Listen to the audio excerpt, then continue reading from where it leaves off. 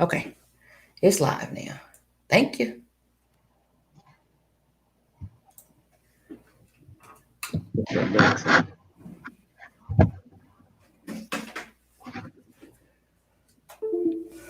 Okay.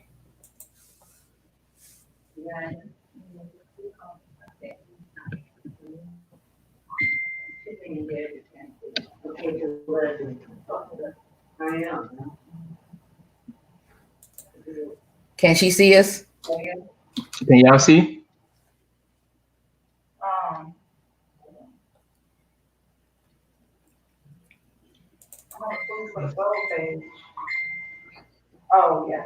Yeah, she said she can see.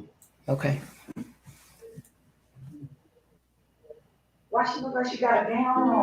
Man, right? A who? A who? I look like I have a what on? A gown. A gown? Y'all, I'm not changing my shirt. It's a shirt.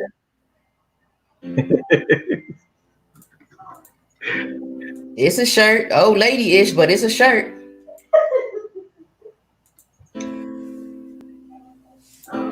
That's why I don't like floral stuff. Yeah. Y'all not finna keep. She not finna keep giggling real loud though. Yeah. That's just rude. She can hear you giggling way back there, so you distracting. Mm.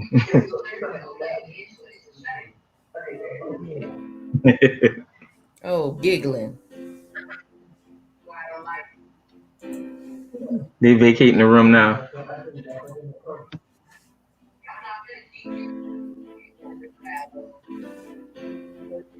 It won't let me do it. Can you hear that music? Yeah.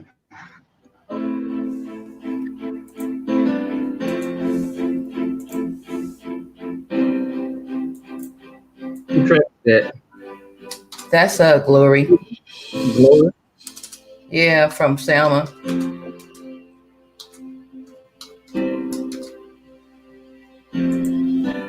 Okay. Okay, welcome to Food for the Soul Intimate Conversations with Talitha Kume, and it's your girl Talitha Kume, and we are live on our Facebook page, Food for the Soul Media Group via StreamYard. And if you guys haven't already, go like our page at Food for the Soul Media Group, and also follow us on Instagram at Food for the Soul Media Group, and I am Talitha Kume, you guys. And also, if you guys want to subscribe to my channels, okay, he says I say this wrong all the time. Channel. If you want to subscribe to my station, put it like that since I can't pronounce channel right. Subscribe to Food for the Soul Media Groups on YouTube and also Intimate Conversations, you guys. And so we are back. Joining us tonight is my special guest and good friend, the one you love to argue with, Cornelius Bacot, and I call him the controversial one. He's joining us this evening, you guys. And remember, if you guys want to be a part of the conversation, you can do so by commenting on our FB live link, and I'll try and get back to your comments as best I can, you guys. Okay. So this summer we are talking about a cruel summer. So I named my month June a cruel summer because there's been so many different things that have been going on. You guys already know already. And last week we talked about dark days. Any of you guys got a chance to see the show, and we were dealing with our emotions during the COVID, and all that other kind of stuff. And then the protests happened. So we had to talk about that. And so you guys, I don't know what type of summer we're gonna have. I'm hoping that it gets better, y'all, but I'm really not. Yeah. I don't know. I'm not too sure about it. What you think, Cornelius? You think it's gonna get better or worse? 2020 has been hot since January. It's been banging, and then first January we got COVID down, right? Yeah. We passed away. Then February is Corona. Yes. When Corona hits, then we get social distancing, right, and getting stuck in on, right. Right. You know what I'm saying? It's just been rolling. You know what I'm saying? Now we got the protest going on with the death of two people and two black gentlemen, and it's just been rolling.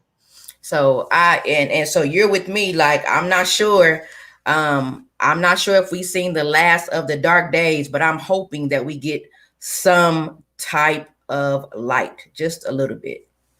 But before we get started, we're talking about I named it a Selma mindset, the show tonight. But before we get started, Cornelius, I just want you to introduce yourself to the good people, social media land. Tell them who you are, what you do, or why it's important for us to even listen. Why should we listen to you, Cornelius? Why should you listen? I've been Yes. Well, first of all, my name is Cornelius. Yes. I'm a photographer, videographer, and I'm a minister of the gospel. Lately I've been these last few years I've been really learning more about my culture, about our culture as people, and stuff like that, trying to learn a lot more things than what they actually teach us in school. You know what I'm saying? Because as you start learning, you learn how flawed the education system is, you know what I'm saying, in this country, and it's not good. So, I've been doing a lot of learning. I've been investing a lot of time in trying to pick up stuff, and I'm just scratching the surface. I'm nowhere near a historian and it like that. I'm just scratching the surface. This thing is so vast. It's crazy. Man, it is. It really is, and I'm learning more and more from you. So you already know that I often tune into your videos. I watch them, I comment on them. I might not tune in on them when you're going live, but I comment on them a lot, and I think that you have a lot of good information to share, and I wish that more people would really pay attention and listen. And so that's the reason why I really wanted you on the show. And so I want to start off with the post on your page. It was about a year ago, right? And so this is what you posted. You said, inside the archives of history holds truth about wars, genealogy, genocide, religion, and the world's future. Don't believe nothing this country has taught you about none of these topics above, because we are living out their deception and defending their lies. So first of all, let's talk about that for a minute. Like how do you think we got here? Like why would that be? Why would that be the case? Why we as a people got here? Yeah, no, I'm saying, why would that be the case? What you said about in the archives of the history, it holds a truth about wars, genealogy, and all that other kind of stuff. But you said, don't believe nothing the country has taught us about these topics. So I'm saying, how did we get here then? How did all of this happen for us to not believe anything that they've taught us thus far? Because I'm like, me and you I'm almost 50 years old. So all of the stuff I learned, I'm finding has been a lot of mistruths and misinformation. Yeah. How did we get here? Like, how did that happen? That's what I mean. Well, first of all, America is the foundation of Rome. It's a bunch of America is a bunch of people from Rome and Portugal places that came down in with Christopher Columbus, who so claimed discovered America. But as far as the wars and stuff that's concerned, you have all the wars and stuff that we are the good guys in all these wars, right? You know what I'm saying? But you start doing research, you find out that the other countries feel like we are, tell a different story from what we say in our books, in our history books, right? We got Hitler, and I'm not justifying Hitler as no kind of hero or nothing like that. Right? He was a maniac, you know what I'm saying? But Hitler had some valid points that we don't discuss. He was talking about the Jews and stuff like that, and how they were trying to corner the world, the market of the world, and how he was fighting against the Jews, and America jumped in to defend the Jews and stuff like that. And you have all this going on, but they're not really getting into the detail of why it was why he was fighting the Jews and doing that. You know what I'm saying? But the method that he was using, it wasn't good. He was murdering people and trying to genocide a whole race of people and get rid of them.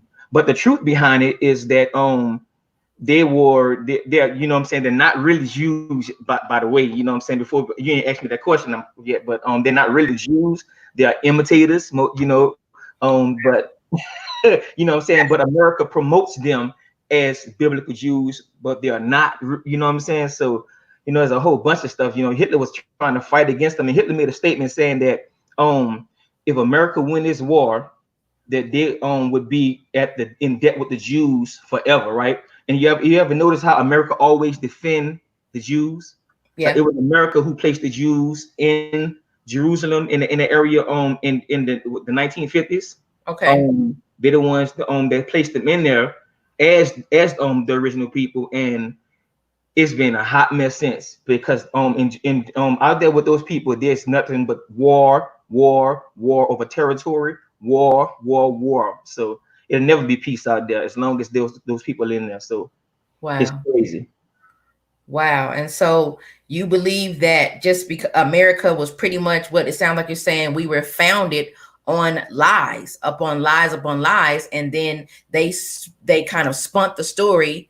They put their spin on it, telling us what it was, when actuality a lot of that was not the case. Just look at Thanksgiving, right? Thanksgiving by itself is a big old horror story in the Right. reality. But the story that they teach us in school is that we celebrated with the Indians, sat down and we had food and we traded gifts, and it was kumbaya, right? That's what the Right. history will tell us. And but when we find out, when you get all you start doing your own research, you find out that they infected them with smallpox, they murdered them, they killed them, they end up trading, not trading, yeah, trading against their own deal, what they was trying to do with the Indian stuff like that. It was crazy. So we are founded off of wickedness, because wickedness and deception of those people. So it's just not good. It's Yeah. not good at all. And It's so bad. as we are opening up, and as a lot of people are waking up and studying and doing their own research and everything like that, and so many things are coming out, we are finding out more and more truths about America and different things like that. So my first question is, because I watch your videos, I watched one recently where you were talking about voting and why we African Americans should be taking these state and local elections very seriously. So it's kind of like the masses, like we don't really know the real. So I kind of want you to speak on that and why it seems like from your video, these elections, or the election that's going to be going on tomorrow, is really almost more important than the presidential election. Why is that so? Why do you think? Or Yeah, why? because say it again. You blanked out. I couldn't hear you. I was saying, why do you say that I'm thinking that from your video that these elections are almost more important than the actual presidential election. These Yeah, elections are coming up. Why? because these are the elections that affect the people the most, right? Right. When you start looking at your city officials and your local officials and your state officials, like the state senate and stuff like that. These people are extremely important for you as a person. They make the laws that govern your area, right? Okay. If you look at the local school systems, stuff like that, all that is ran by local city officials that make that give us books, and they determine how much lunch we get, and all that. So it Okay. they determine how the roads and stuff get repaired in the city. It's a lot. There's a lot of stuff that we ignore, and the thing about it is that they make us focus on the president, but the Right. president don't write laws. The people who write laws is of the legislative branch, right? There are three Branch. branches of government, right? And we learned that in government or history or whatever it was. You What are got they? the executive, Okay. the legislative, and the judicial, right? Okay. Now, and I want to deal with the legislative branch, right? Because they are extremely important, right? Okay. These are the people that make our laws across the land, right? They govern the land, right? They write the laws to get approved, to try to get approved through the president. And it goes through the justice system, which is the judicial system, right? It Hmm. goes through them for to see if it fits the Constitution. But I want to do with the judicial in a minute. But the legislative, they deal with mostly all your local officials, right? Which is the legislators or the state senators, right? We are Hmm. elect, each state has two senators, Okay. right? And they deal with the city officials and sees what the needs is in the areas of the city. And what happens is they are given a budget, right? They're given a budget from the executive office to handle throughout the United States. And Okay. it is where they decide the money goes that determines who get what school get what school area get these books. You know what I'm saying? Who funds the area for the roads over here, or who fund in this city or this county, right? Right. And we don't vote for these people. You know what I'm saying? The only thing they make us focus on is the presidential voting, Yes. but they Yes. don't ever focus on the local voting, which happens every year. Right. Every year, you know what I'm saying? And there's the House of Representatives that's beneath that, they're part of the House with the legislators, the legislators, but with the Mm-hmm. senators, it's the Senate and the House itself. They're the Okay. lower court of the House, which is under the House, you know. The Senate gets elected every 6 years, right? Okay. The House Representatives, they get elected every 2 years. So Okay. in the House of Representatives, the lower house, in which they call it, they get Uh-huh. they elections come every 2 years, right? Okay. These Mm-hmm. people are the people that help govern the states, you know what I'm saying? And then you have the local officials, Mm-hmm. you know what I'm saying, like the mayors and all these people that happen, these voting happen almost every year, you know, Okay. throughout that. You have for as your city councilmen and all these other ones, the ones that we hear about that we don't really know about, but we hear about them. Yeah. You know, these people are important for as our communities, and we're Okay. not taught to worry about them. You know what I'm saying? But they're the ones who are. These people are the ones that screwing us as a people. You know what I'm Okay. saying? As a whole. Got So we need to focus on them. If you ever notice that, wonder why the white folk neighborhoods look better than the black folk neighborhoods, right? The hood, right? There's a reason for that. You know what I'm saying? First of all, we don't vote. You know what I'm saying? The only time we focus on voting is for the president, right? We really right. don't focus on that, but we need to focus on our local officials and see who is for us and who's against us, right? Right. Um, who's more subject to cater to the areas that we are versus only on focusing on the numbers, the areas of where they are, which is the our Caucasian brethren, right? Right. You know what I'm saying? So if we want to make a change, we got to start voting those people out. We got to start focusing on our senators, our mayors, and stuff like that, especially our senators. But our mayors, because if you have they have city council meetings, right? Black folk will never attend city council meetings. Mm-hmm. You know what I'm saying? We don't attend these things, but the white folk do, and they make their plea Mm-hmm. for what they need in their communities. We don't Okay. have a representative there in out of our communities half of the time to even go and fight for the money to produce these things that we need in our communities, right? Okay. So first of all, we got to be responsible citizens and start actually going to the meetings and protesting and saying what we need in our communities. You Okay. know, it is first start working with us, but then we have to start worrying about these state senators because they are important. So now I'm about to get to the judicial part of this thing. You know what I'm Okay. saying? Because these are the people why Trayvon Martin and all these other people don't get justice, right? They're important. And the thing about that is the senators have a hand in who gets in the justice system, right? When they're selected, right? And whoever, you know what I'm saying, the president nominates the justice, right? Mm-hmm. Which is the judges of the Supreme Court. Okay. And once he nominated them, it's their job to say yay or nay, right? The state senators, right? You know what I'm saying, the legislation. Okay. Um, because once these people that is in the justice system get in office, Mm-hmm. they are in there for life. They don't have no term, right? They are appointed there until they die or until they quit. Talking about the Right? Supreme Court. The Supreme Court Okay. justices. Okay. So as long as they're there, their opinion of what justice is Right. justice is. So this is Right. the problem that we are facing with why you see that a black person committed a crime versus the white person that committed a crime. They could commit the same crime. The white person get 1 year, but the black person get 15 years, right? Right. Same crime, right? These are the people that are allowing these kind of behaviors to happen, right? Because the judicial court, the branch of the office, they are over all of the local judges, right? Okay.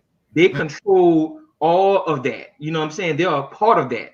You know what I'm Okay. saying? So if they see something wrong with being running, it's their job to come and look out for the people, investigate the things they need to be investigate for people to get justice. Okay. And the reason why we're not getting justice is because people not investigating because there ain't no way in the world Trayvon Martin should be dead and what's the guy name Zimmerman. George Zimmerman should be Yeah. walking around the streets free, Right. without doing Right. anything. That was just a total catastrophe, and Right. we have to learn to fix these things, and it starts with voting. So if you ever heard of people that saying voting don't work, ignore those people because they don't know what they're talking about. The problem is knowing how to vote. You know what I'm saying? You have to be responsible with your voting means that you have to learn to do some investigating. You have to do your own just do on what these candidates represent. You know what I'm saying? And you have to do it from the lowest office to the highest office. First, focus on the lowest office because they're the people that's getting the money and not putting it where it's supposed to be going at. And you, when they don't supposed to do, when they say they're going to do something and they don't do it, you should be in their face. You should be marching to their offices and stuff like that because the white folk do it when they don't get what they want in their community. That's why they roads are always straight. And you go in our hood and they have swimming pools when it rains. So, you know? so we should be protesting and marching at some of these local level people's office and different things like that, Yes. instead of all of the big protests we've been doing. So, question I have while you were talking about that. So, I was writing down some of the stuff you were saying, but the question I have is, how come we don't know about that? Like, how come? And I'm not, and I know that I sound very ignorant. A lot of us, like I didn't like history or government or anything like that, so I don't know a whole lot of about it now. And I'm being, very transparent. But how come a lot of us in the African community don't hear? We don't even sometimes hear about the local voting. They push so hard the presidential voting that when the local voting comes around, it might come and pass, and we like, we vote tomorrow. Oh, okay. I didn't know we vote tomorrow. Like, how come we don't hear about that? Because we really don't have people in our communities that pay attention to it, right? Okay. If you announce, what I'm saying, back in the day, the churches used to focus on these kind of stuff. You know what I'm saying? Yeah. The church don't so much do it no more. You know what I'm saying? It's like the church is totally shifted. You know what I'm saying? Because from what it used to be, the church used to educate the people on what's going on. Used to stand with the people. Now it's more of, I'm gonna worry about just my flock and my congregation thing. And Right. What's happening is our leaders, because the church is normally our community leaders, and when our leaders don't do the just do of the research of letting us know when it's happened, because that's who we follow in our communities. Right. Most people consider our leaders and we look to for guidance, right? Though these people are not going and investing the time to learn it because they feel like they're on obligation they have is to preach the gospel and to teach and cover the sheep of the church. You know what I'm saying? But back in the day, we was on this kind of thing because our leaders took way more time, and we were way more involved in the school system. You know what I'm saying? The parents were way more involved in what happened with their kids in school and stuff like that. And this time, we don't even pay attention to half the time to what's happening with our kids in school. We wonder why it costs $5 for our kids to eat a day for lunch because we're concerned working a certain amount of hours, so we make a certain amount of money. But it's the people who we voted in office or we allowed to get in office that put that fee of that. You know what I'm saying? Right. So that's the problem that we're having, and it's crazy that our leaders we don't have no true leaders anymore like that. So that needs to be fixed. You know what I found out, Cornelius? I found out because before I was wanting to do the show today. I did not know, because somebody posted this and I went to research it to make sure that it was factual before I posted it or before I talked about it, that there are certain states, if you're a U.S. citizen residing in these states, and especially Texas, you are eligible to vote if you are a felon, if you're not currently on probation or parole. You just have to re-register to vote. Do felons know that? Do people know that?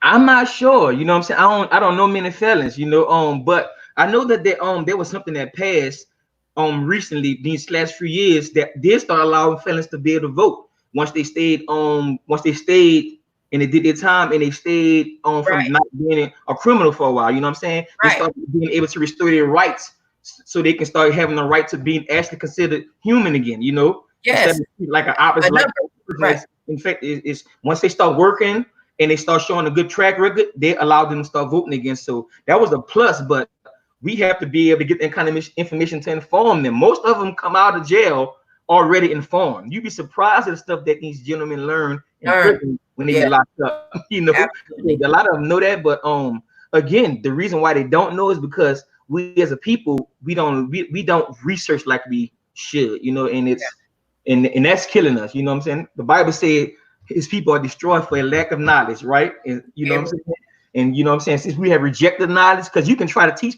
people some stuff and they'll still ignore you. You know what I'm saying? Because they're just not interested. You know what I'm saying? And God said, just since you have rejected knowledge, I will reject you. And man, we are being rejected because we reject some serious knowledge.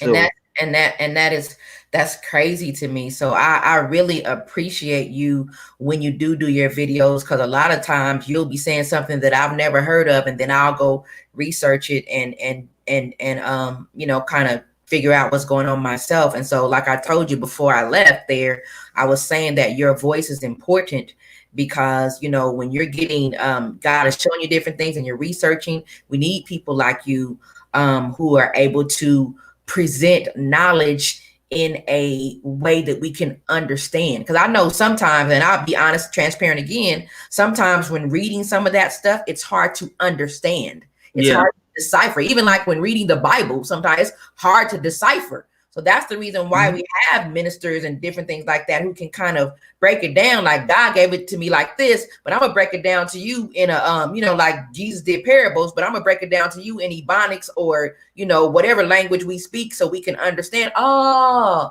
that's what he was talking about. Oh, that's what that law is saying. Because I was looking up some law and I was like, what in the world does this law even mean? I didn't understand it.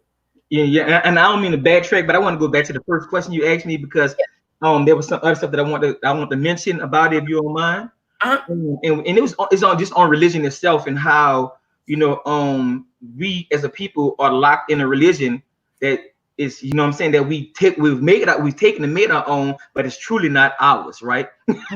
You know what I'm saying? Christianity does not belong to us. It's just something that is a Roman Catholic thing, right? You know what I'm saying? But you start talking about this in church, you know what I'm saying? They feel like you're attacking their religion. You're not attacking it, because I have nothing per se personally against Christianity. I've been a Christian my whole life, right? You know what I'm saying? I just recently started learning the truth and stopped calling myself a Christian. You know what I'm saying? I focus more on being a believer and more of my original heritage of what I found out and I've been learning, and I've learned. If you don't mind, did you want to talk about a little of that? I think we're going to talk about that in a minute. So Okay. give me All a right. minute. I got you. Don't All go right. ahead of me. But yeah, All I'm right. here.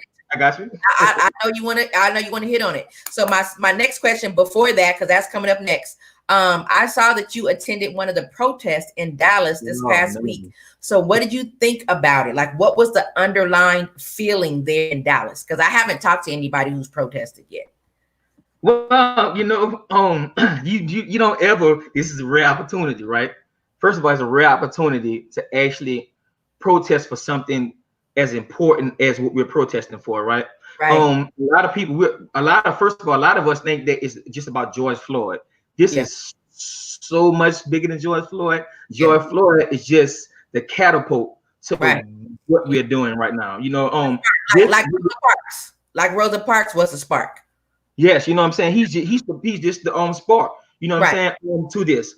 And this is what we're at. We're at our rights to be considered humans in this country. Again. And this is big, because now they're looking at changing the entire law enforcement system, right?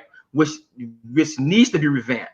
They got some good points and they got some bad points, and that's the good part. So they're gonna have to redo the judicial system and all. You know what I'm saying? Of how it judges us as a people, and focus more on why we're not getting justice like we should, and why things seem so unequal. You know what I'm saying?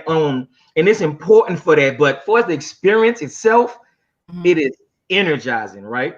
It is something. It's not. It's something different about it when you get next to your brothers and y'all are on one accord for one cause. You know what I'm saying? It's a feeling of power and unity like I can't describe, because you know what I'm saying? It's like almost not being an MLK Day, but being an MLK Day. You know what I'm saying? You know what I'm saying? Marching with so many people, marching with thousands of people. You know what I'm saying? Shoulder to shoulder. Nobody is wanting to fight each other and stuff like that. And the purpose of that is, now, when we first started this thing, we wanted to protest that first night, right? Right. And it was peaceful. You know what I'm saying? Some of them, some of the people around us were using vulgarity when they was chanting. You know what I'm saying? Me and my wife opted to stay out of the vulgarity part. You know what I'm saying? But we did the good ones, right? And none of that violence was around us. Right. You know what I'm saying? We had people commenting on our post saying, "Hey, y'all be careful. They throwing stuff and they doing a lot of bad stuff like that." And we looking around like, where? Because we don't see none of this, right? So there's two sides to everything. You know, the media is going to point the camera at all the bad stuff that's happening. You know what I'm saying? And they're not going to show the good stuff that's happening.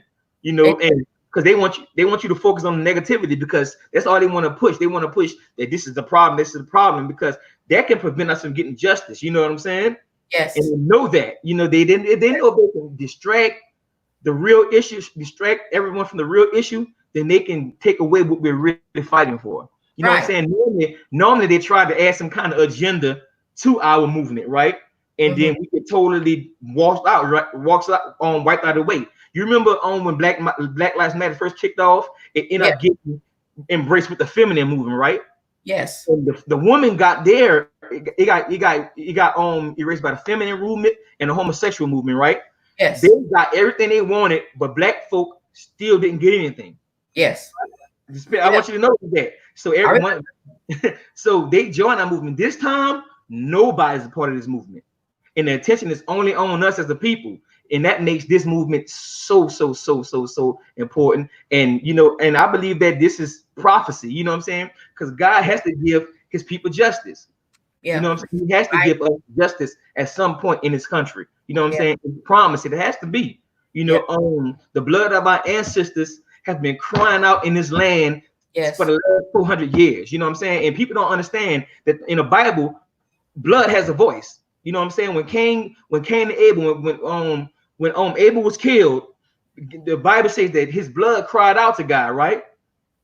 Right. So you know what I'm saying? Your blood has a voice for us communicating with God. And I believe that our ancestors and all the people who suffer injustice in this country due to the system itself, blood has been crying out to God, and God has to respond. He had to respond one day to our call to get us some kind of justice and relief in this place. So yeah. And I'm praying, you know what I'm saying, that it's coming up real soon, because like you were saying, I saw a lot of peaceful marches, and then I saw a lot of other things, and then I started watching movies and doing research and different things like that, and just saw how a lot of times the media will just really they real messy, you know what I'm saying, and they'll really just kind of just highlight things that are not necessary to highlight, and then make us believe that that's happening everywhere when it's not. It's not. It's talk to you, Yes, that's a small part of it. Right. It's as big as they not. It's bad. Now, don't get me wrong. It's bad that that they got buildings burning down. But now they're discovering that it's not us that's burning the buildings down. Right. So all that people from TANF or something like that. That's doing it. I can't remember. It's a group that follows protesters and do catastrophe. You know what I'm saying? To destroy the movement, right? And what's happening is they're bridging everything with us when it's really other folk that's from other states and stuff like that is coming in doing the destruction, right? So that's the distractions I'm talking about. See, absolutely. Every time you have something going on, they have a distraction to try to kill the movement when it's concerning us as the people. But this time it ain't gonna happen because this movement has reached the entire globe. You know what I'm saying? This is different. You know what I'm saying? This is way bigger than that anything MLK has ever done. This is bigger than anything that Malcolm X has done. And you know, and the body of their work was tremendous. You know what I'm saying? But the fact that George Floyd's life caused the whole world to pause and take a moment out and to protest across the world, that is dynamic. And you have to respond. You have to respond. The world is protesting you. You know what I'm saying? What do you do when the world protests you? You know what I'm saying? That you got to figure it out. There has to be only God can do something like that. Also, only God can make the entire globe say Black Lives Matter, right? You know, absolutely. We've been seeing Black Lives Matter on Disney, Amazon, all kind of places. And so it's just really, really weird. I want to go ahead and get into your what you wanted to talk about. So I said that you're very big on following law and order when it comes to the word of God. I know that. And so when I saw you post about the church coming in after everything has gone forth with protesting and rioting and like claiming victory or glory, like they really did something when they should have been on the front lines. What do you believe the church, meaning us believers, should be doing or should have been doing when all of this broke out? And also when the COVID broke out, what do you think we should have been doing as believers? Well, for us, when COVID broke out, it's our job to make sure that we're praying for the people, and we have to be safe. You know what I'm saying? I know some people wanted to go land on hands, but you know what I'm saying, it was a pandemic. You know what I'm saying. Sometimes when bad stuff happened, you know what I'm saying. I believe that that was part of the judgment. That was the beginning of judgment. You know what I'm saying? Kind of like sort of the real true judgment. You know what I'm saying? It was best for us to go behind the blood post. You know what I'm saying? And stay back and let God do His thing. You know what I'm saying? Let God get to the things they need to do, shut down the things that He need to shut down for as the country is concerned in the world. You know what I'm saying? So He can get some things done. And once that was over, and which is still going on, you know what I'm saying? Yeah. We have this big movement for as this George Floyd thing. Now, when I was speaking of, I feel like the church, when I feel like the church should be the leaders for this system thing, for this protest. The reason why is because they are the people that we go to in our communities, right? They are the people that we suppose that our grandma, mamas, right? Sister, brothers, cousins, we go to them for everything else. You know what I'm saying? So I feel that it's just due that they should come out and support the people who support them, right? What good is it to have a leader who's not willing to lead you in all circumstances, right? Don't just care about me in church. Care about me when my child get murdered on the corner. Right. You know what I'm saying? You know what I'm saying? They come out and they ask and they need you know what I'm saying? It's where you put your money at. You put your money, tithes, offering, you put all this stuff in church. You know what I'm saying? And for and that's not why, you know what I'm saying, that I'm saying that it is saying that, but that's an important part. That's not the only reason why, and that's just a small part, but it's important to point out that they receive stuff from the community, and they should support their community that they receive things from. You know what I'm saying? People, and this is a people movement. You know, so this is a people movement. The people need their leaders, and you know, and the government and these people are more likely to listen to community leaders. Right. You know right. And also, you have a group of people who are extremely young with no guidance. All they know is how to do what they know how to do. You know what I'm saying? It ain't nothing like having a bunch of your leaders in your community, a bunch of these churches who we got a church on down there every corner in America, damn near. Yeah. You know what I'm saying? It ain't nothing like having a bunch of leaders out there to limit the catastrophe and the violence that happens out there, because the more people that we have out there like us, the better we can control the atmosphere. Right. So it's important that the churches should have been kicking off the marches and controlling them. You know what I'm saying? That's what I feel. You know what I'm saying? That's how I personally feel, you know, and you know what I'm saying? Nobody can remove that, you know. So it's just what the Bible says. You know what I'm saying? The Bible says that Christ's mission was to give justice to the oppressed. You know what I'm saying? That was part of his biblical foundation of what he came to do. And if the church follows Christ, then the church should have been out there from the beginning and not coming in on the back end. And that's what happens. But most likely the people didn't got all the work done. You know what I'm saying? Now it's good that the church can finally came off the porch. You know what I'm saying? They finally did. And you know what I'm saying? They still have value in this. But it's late. But you know what I'm saying? I guess better late than never. You know what I'm saying? But yeah, I get it. I it reminds me when you were talking, because I said that it would be great if all of the churches got together. I think you guys had gone to the day of Pentecost. I think Charmaine had something about that, right?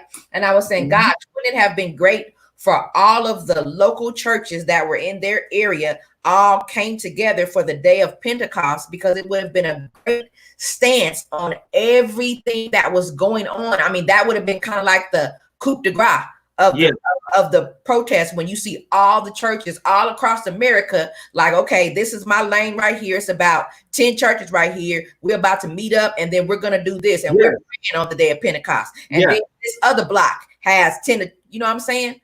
And that would have been powerful, man. Yeah, and it would have been a statement for the church to make back to the community, to start getting people back in their buildings. You know what I'm saying?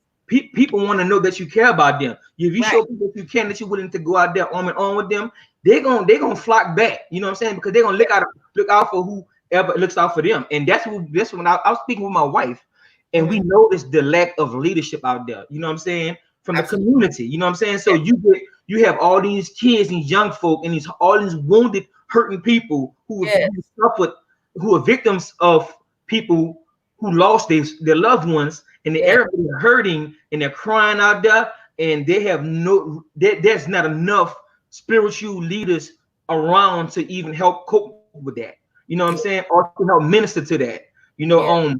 And it was crazy because they had people crying around us, people screaming on the ground in pain and agony from being reminded of what happened to their loved ones and stuff like that. It was crazy out there. And just to have the presence of our spiritual leaders out there would have made a huge difference. I know a lot of them may not think so, but their presence was totally missed. Yeah. I mean, it was needed from the beginning. It was so needed.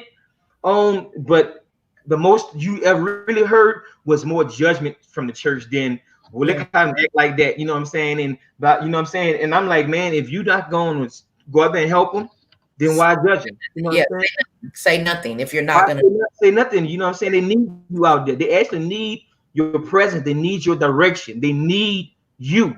You know what I'm saying? And if you're gonna stay on the sideline, just let them do what they're gonna do. Then you know what I'm saying? They don't need for you to ridicule them if you're not willing to lead them. You know what I'm saying? And it was missing. That element was missing. If the church would have been out there, this protest and the violence that broke out would not be as bad. I'm telling you, it would not be what it is. Because look at the impact they've had since they came out. Right? The protests are totally changing. The atmosphere of the protests are totally changing. You don't see as much anymore, right? Right. You know, so you know when the church started getting up the porch, all the other stuff started ceasing. You know what I'm saying? But it took a while. But man, look, finally they because the church is kind of like the church is really kind of like your big mama. The church is like your big mama, or like your daddy coming home. Like I know you're not out there looting. I know you're not out there causing the scene. And they're like, oh, I'm sorry, big mama. You know, I'm sorry, Pastor so and so or whatever. You know, daddy. You know, there's still a lot of us who respect church leaders. We respect the church leadership, and so I completely agree with you. You guys, if you guys are just tuning in, you're listening to Food for the Soul Intimate Conversations with Talitha Kume and my special guest, Rebel Cornelius Bacot. And we're talking about a Selma mindset, you guys, and getting out to vote. And so I have a couple of more questions, Cornelius, and then we are done. So my last question, or my second to last question, in your opinion, who? Oh, you already said that already. So you said who should be leading this charge. So we already know that. We just talked about that the church spiritual leaders should have been leading this charge. But what do you think about some of the celebrities that are like Killer Mike, Candace Owens, David Banner, Tamika Mallory? And that's just to name a few. I know the list goes on and on, but I just remember seeing a lot from Killer Mike. Of course, I'm seeing a lot from David Banner and Candace Owens. That poor baby. What do you think about some of those? Well, I probably can speak a little bit on Killer Mike and probably Candace Owens a little bit. I never heard much about David Banner because I've been trying to stay away because of the negativity that they've been trying to promote. You know, it's exhausting, right? But Killer Mike, he wore a shirt on the screen that say "Kill your masters," right? Yeah. You know what I'm saying? Now, a lot of people that read that shirt think he's talking about kill white folk, right?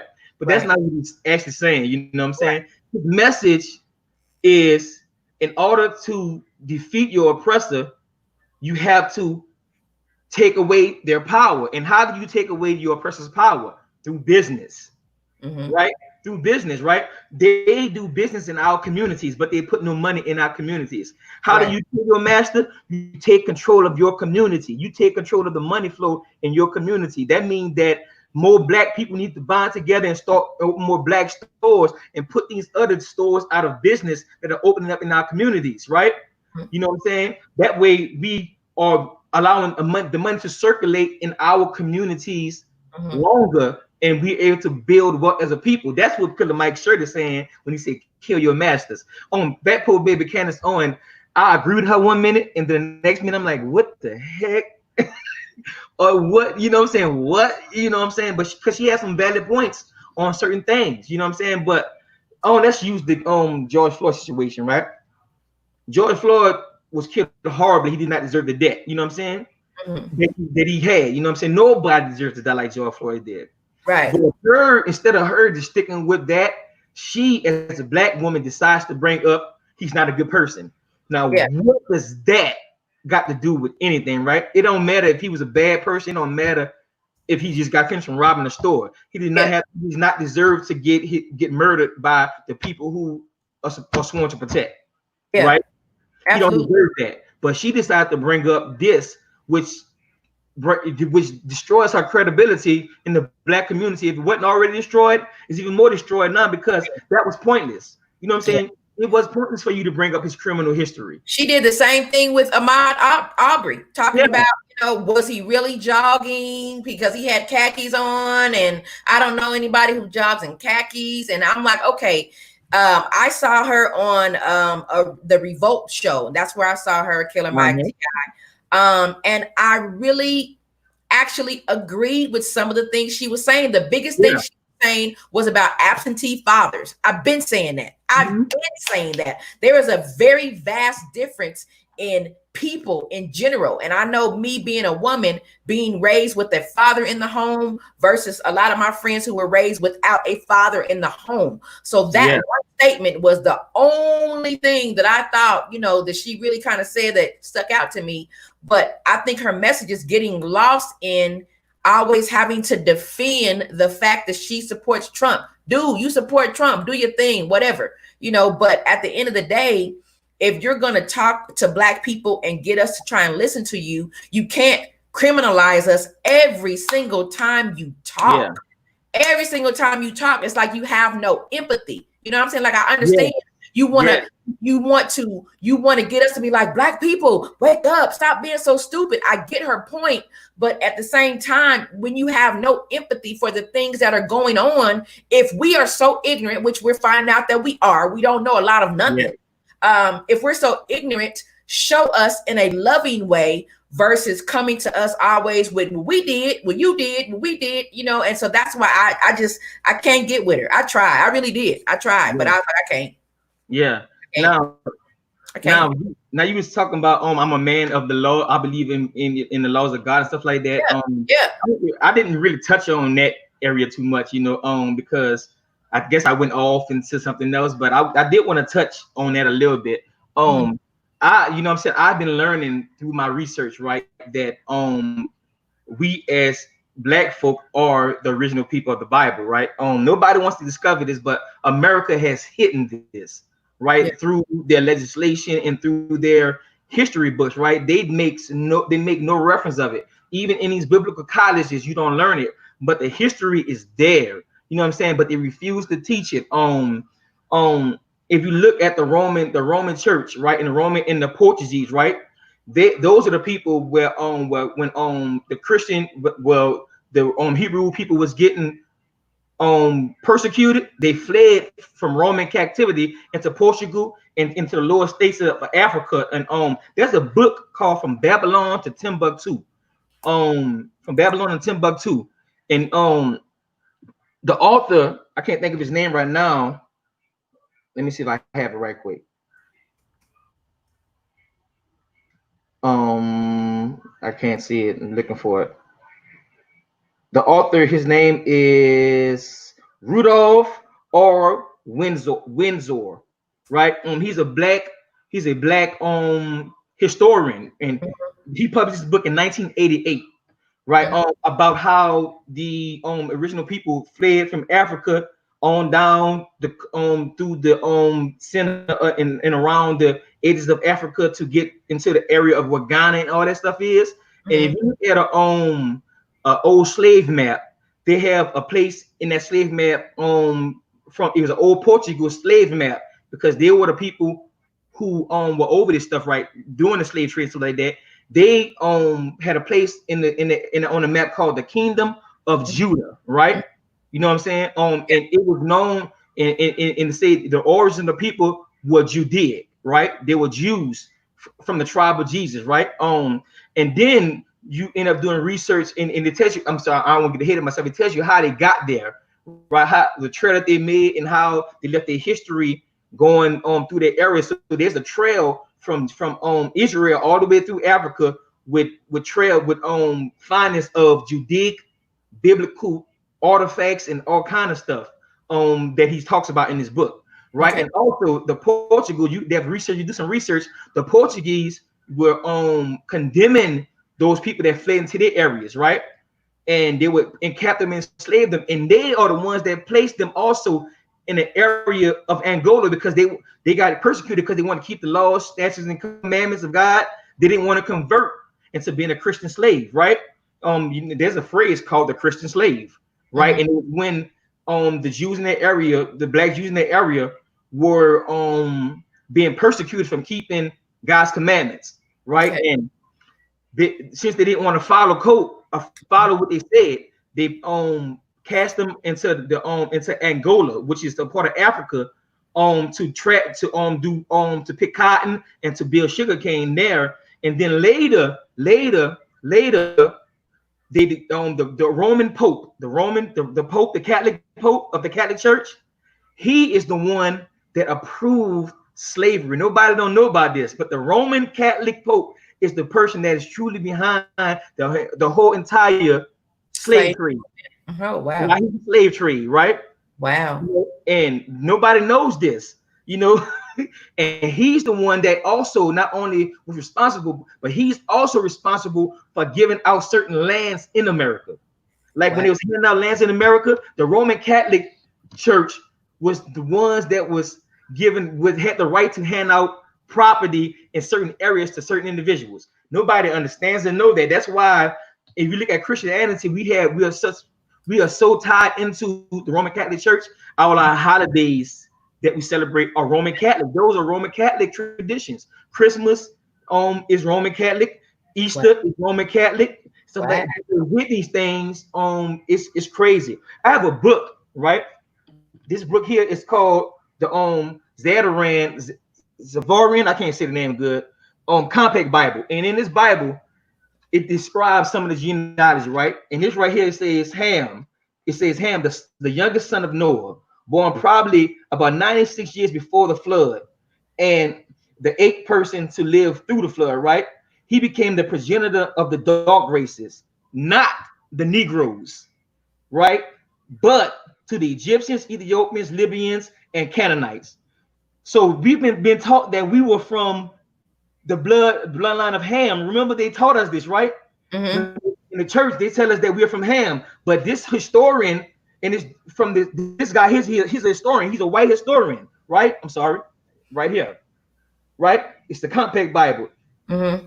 He says through his research and many other researchers that we're not from Ham. He said not the Negroes, right? Mm-hmm. So you have the book from, but they got so much other evidence, but come to find out we're not even from Ham, right? Then who? But they don't say who we from. So who the heck? We from somewhere.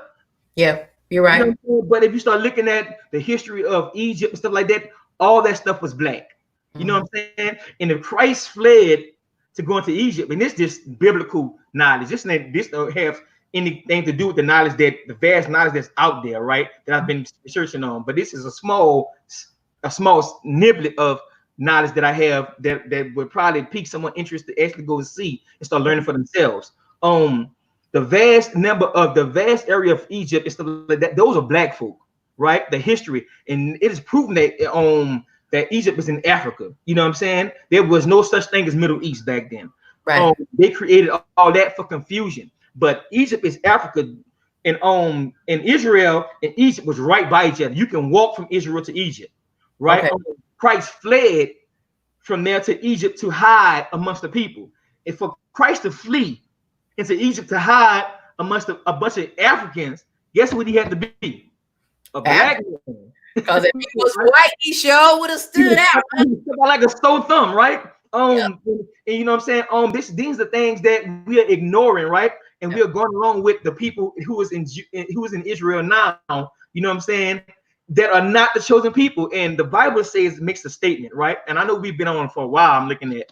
Yeah, this is a whole nother topic, sir. This is a whole nother the Bible makes a statement that that Israel will be trodden down by the Gentiles until Christ come back, right? Mm-hmm. So the last time I checked, Christ ain't came back yet. Nope. You know what I'm saying? So who is that in Israel? Who are all those people? If Christ is the person that's going to bring Israel back, bring his chosen people back to Israel, who is that? Who are they? Yeah. They are the synagogue of Satan, right? The Bible prophesied that they're going to be some people who saying that they're Jews and they're not, but they're going to be the synagogue of Satan. So those people claim to be Jews, but the Jews are not in Israel until Christ come back, because Christ has to come and gather his people who have been scattered through slavery and persecution, and they're going to still be in the land of their captives. When he comes back, he's going to gather those people and bring them back to Israel himself. They say he's going to plead with them in the valley of the valley. I can't think of the valley of I can't think of the name right now because I've got a lot of stuff going in my head. But he's going to come and plead with them for his people to let them go. You know what I'm saying? Like he did back in Egypt. Yeah. You know what I'm saying? But he's going to plead with them, and he's going to gather them up, and he's going to take them back to Israel himself. And since Christ is doing that, how can America decide who is the Jews and appoint them as people of Jews and put them in their land, which Christ is supposed to do? So those people are Gentiles, you know what I'm saying? But we serve them up as Jews, and that's just a small part of the deception. And they got many other things for us, how the Bible is missing stuff. I have this book right here. This book right here, right? It's not like our old Bibles, but this is a 1611 edition of the Holy Bible, right? This book has the Apocrypha in it, right?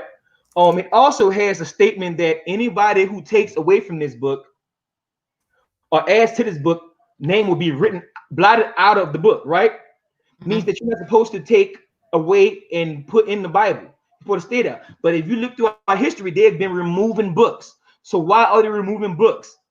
I don't know. Right? This book here was the first book in this country.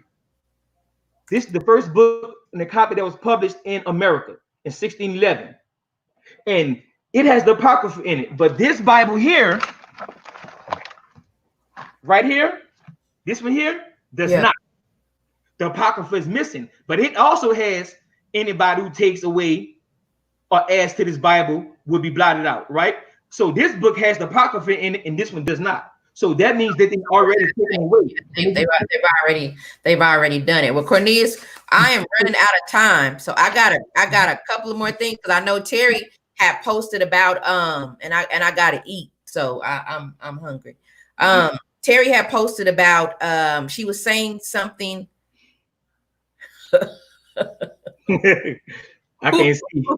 Shut up, Charmaine. Charmaine said, "Look at Talitha face. Somebody and straight took over her live."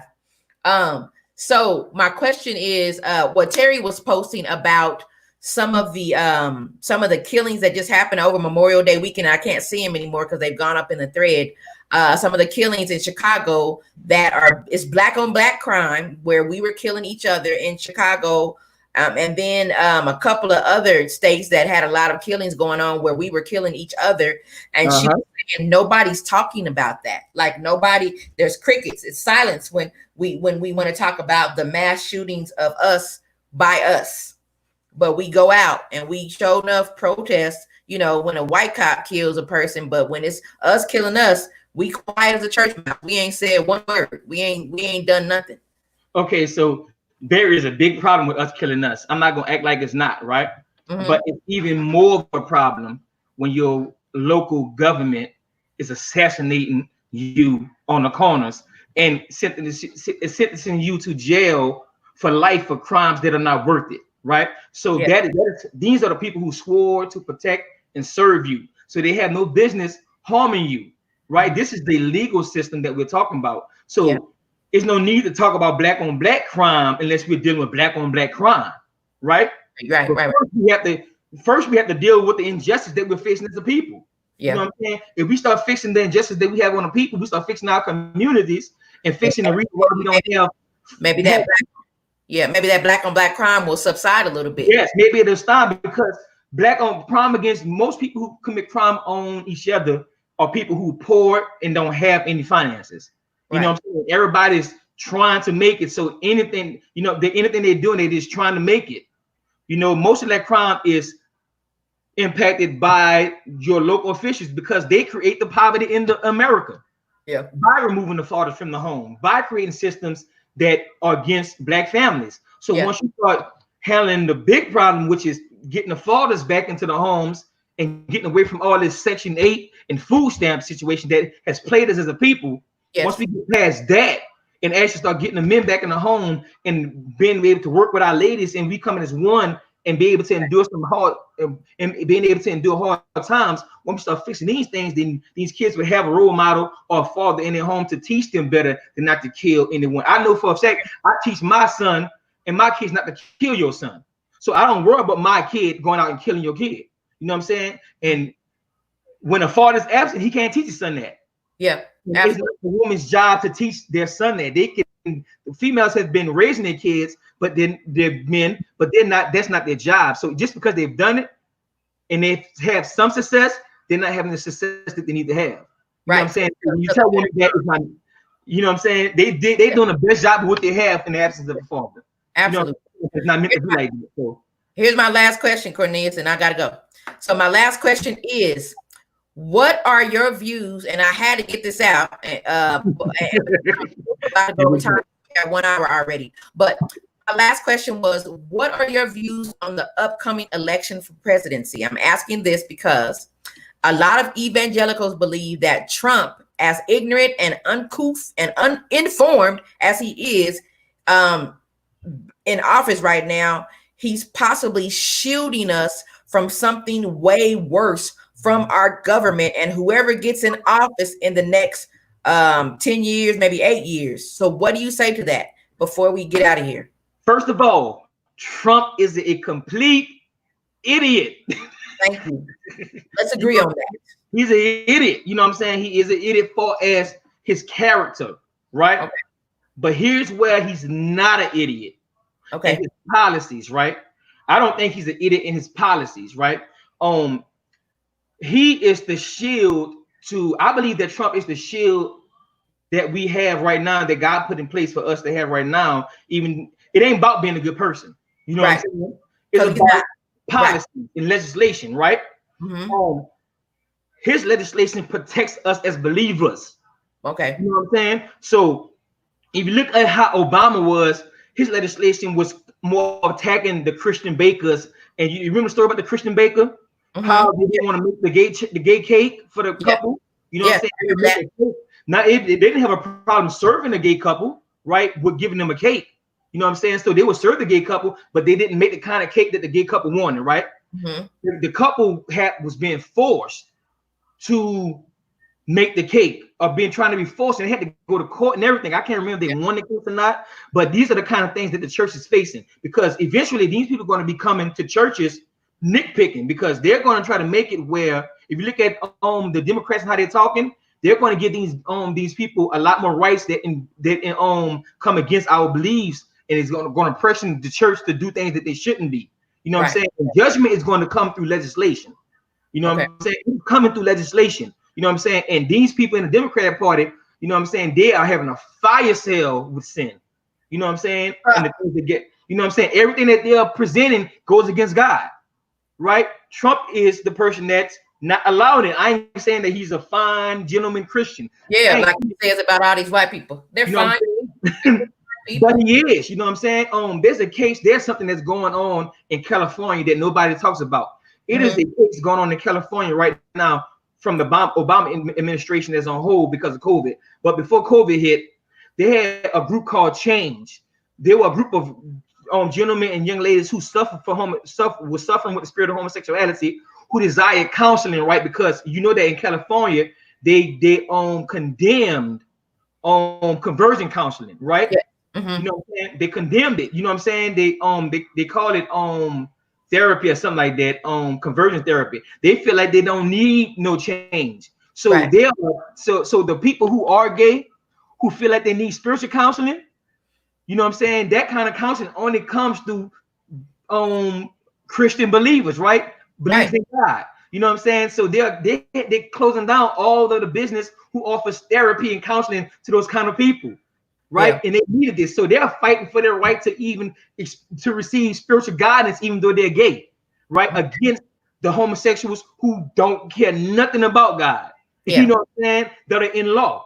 You know what I'm saying? So when the Democratic Party come in this again, it is going to be bad and it's going to be worse for us as believers. They're going to start squeezing us and squeezing the things that we can say and do. Bishop T.D. Jakes is already changing his story a little bit. He made it. Bishop T.D. Jakes was on TV. They had an interview with him talking about can the gay church and the regular church coexist with one another. And T.D. Jakes said absolutely. Now, biblically, we know there's no such thing as a gay church. Right. You know what I'm saying? There's only one church, and that is God's people. Anything else is the synagogue of Satan. That's what the Bible says, right? But instead of him saying that there is no gay church and blah, blah, blah, he said that you can, you know what I'm saying? All they got to do is find someone who they feel, he said all they got to do is find somebody who believes what they believe, and we're going to find somebody who believes what we're going to believe. You know what I'm saying? And that way we can coexist. You know what I'm saying? He said, but as far as the Potter's house, we're not doing that right now. He didn't deny that they were not going to never do it. He said right now. If you go look at the video, this is the things he's saying. So instead of him declaring the word of God like he's supposed to, right, he avoided the question. Instead of just saying that there is no such thing as a homosexuality and God is against sin, he took the shortcut out, he manipulated his way out of the answer. But only a true believer can recognize what he did. Yeah, you know what I'm saying? He didn't answer the question. He avoided it. So we are going to be in trouble if Trump don't make it this election. Persecution going to come faster than we think. Yeah, and that's what I wanted to ask. That's what I was worried about. So Cornelius, I want to thank you so much. We're wrapping up our show. Any final thoughts about voting tomorrow? Any I wanted to also add that there are other states where felons are allowed the right to vote. And did you guys know, which I didn't know either, that on September 28, 2016, the California governor, Jerry Brown, signed a bill that allows convicted felons who are serving time in county jails to the ability to vote from within the jail. Wow. I didn't know that. Yeah, from within the jail. Now it says not state prison, but it says that if you're serving time in county jails, that you have the ability to vote. That's a doggone deal. That's a big deal, but you got to watch that in these days, which that can be a good thing. But they're passing all these laws for us voting because they are looking to try to vote Trump out of office. Yeah, well, I mean, I get it. I totally understand that they're doing a whole lot. So Charmaine said something about Texas postponed. Y'all postponed y'all vote? Yeah, I believe all voting is postponed into July. Out here, our voting is they're voting tomorrow. Are they? Yes. Oh, wow. Tomorrow. We're voting tomorrow for our local officials, if I'm not mistaken. We are voting tomorrow. Wow, I didn't know that. I'm not sure about July, so I'll find out and do some research on that. But here's my take on voting right quick. Okay. Here's my take on voting. When you're voting, you don't have to be Republican or Democrat. You can vote in certain categories for different ones, right? Can you? My aunt said that you can't do that anymore. She said you can't do it anymore. She said she tried to do that, and she said that they're making you do like Republican ticket or the all Democrat ticket, and you can't go like I want to vote for Trump, but then I want to vote for so and so. You can't do that. That's strange. I'm gonna look at that because last time I was able to do it. I remember being able to check the boxes for Republican and Democrats. You can switch and vote. I remember it too. You know what I'm saying? Because you may have Republican views in this area, but you may have Democratic views in this area. You know what I'm saying? And that's the way you get a good balance of government, and you get a good balance. You know what I'm saying? Whether it's not voting Democrat or Republican straight down. You know what I'm saying? Yeah. And that's a problem because most of our crime areas that we have in this country are in Democratic counties. Yeah. And they don't want to talk about it. You know what I'm saying? Yeah. But we are voting for the people who are not doing the work that they're supposed to be doing for us. Okay. You know what I'm saying? So all these crime and stuff that's happening, they are mostly in Democratic areas, ran by Democrats. You know what I'm saying? I've been voting Democrat my entire life. I've never voted Republican. This is the first time And I'm not voting because I like Trump. I don't like him. I'm voting for. If I vote and I vote for Trump, it's going to be because of the spiritual aspect, and it's not because he's a super Christian. It's for what he stands for in his politics for his Christianity. I don't think he's a Christian. They can call him what he want, you know what I'm saying? But then again, he is a Christian because they've been doing all kind of stuff since the beginning of time. You know what I'm saying? So you know what I'm saying? People are learning. You don't get offended when people say he's a Christian.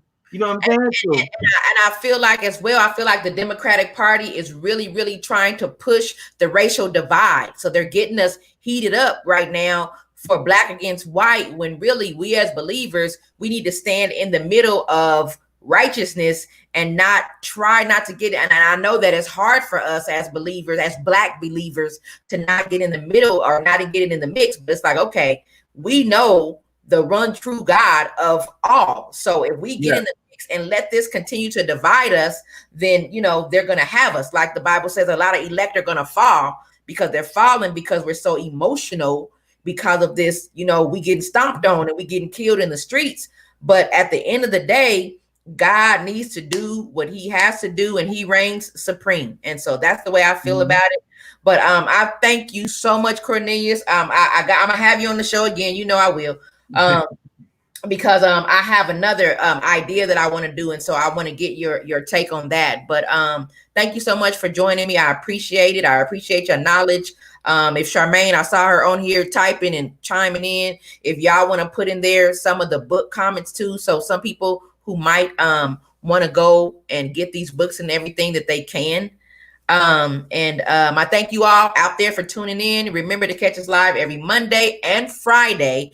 And remember, if we do not share, then how can we help? Let's root for each other and help each other grow. And Cornelius, how can they tell them again how they can find you if they want to follow you? You can follow me at a Bacot Company Productions on Facebook and a Bacot Company Productions on Instagram. I've been doing some work. I've been dropping a few videos on Instagram with this talking I've been doing. I'm trying to get a little more familiar with public speaking, you know what I'm saying? So I don't fumble over so many of my words. You did a good job. Yeah. It's a little better than what it was before. It's starting to get better because I'm beginning to speak more. But that's what my handles. You know, I don't know what God has in store for the future, but you know, as long as He keep on developing me, I'm willing to grow. And remember, y'all, don't vote with your feelings if you're a believer. Feelings don't have nothing to do with belief. If you're going to vote as a believer, you have to vote for righteousness and righteousness alone. So make sure that your vote is biblical if you're a believer. And that is my take on that. You know what I'm saying? The people in the world gonna do what they're gonna do. You know what I'm saying? But we as believers, we gotta stand on the foundation that God has for us, and we gotta lose those feelings. So it ain't about Trump being a good person. It ain't about that. It's about good versus evil. You know what I'm saying? So you know what I'm saying? And that is through policy, not through character. Thank you. You know what I'm saying? Thank you. Yeah. Well, thank you guys so much. And we are out. We will talk to you guys later. See you later, Corn. All right, shalom. All right, bye-bye. All right.